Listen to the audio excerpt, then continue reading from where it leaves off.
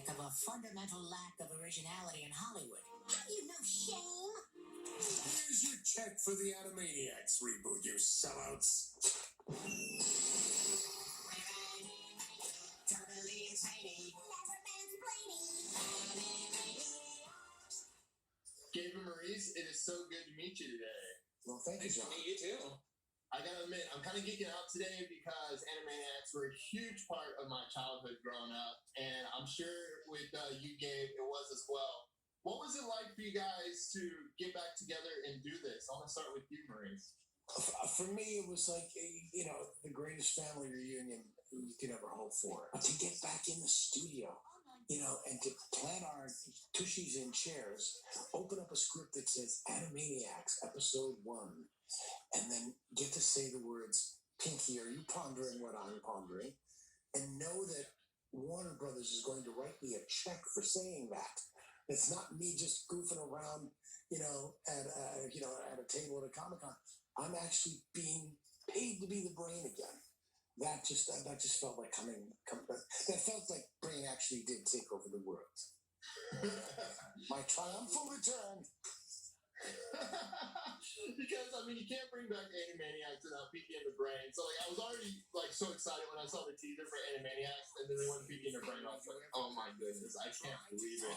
Gabe, for you, I'm sure you grew up watching Animaniacs, or it was an influence with you, because I know you didn't work on the first one, but what was it like to be able to step in the chair pretty much and co-executive produce the show? Scary. Basically, I was approached by Warner's, and I said no because I was worried about ruining it.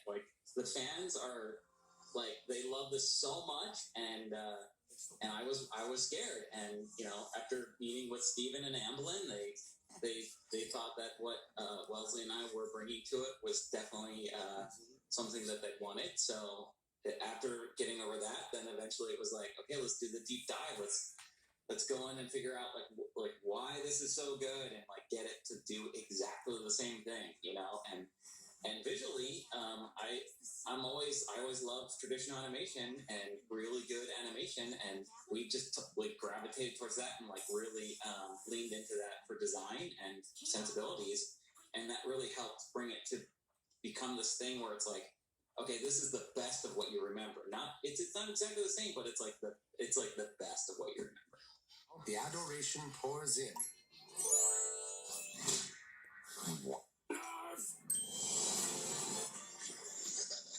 So the Animaniacs, they're going to be streaming on Hulu starting on Friday, and if you haven't seen the show before, I highly recommend it. It's a ton of fun. I just can't speak any more positively about this show. We're going to have part 2 of this interview. I had so much fun with these guys. We're going to have part 2 in the 9 a.m., so be sure to check that out.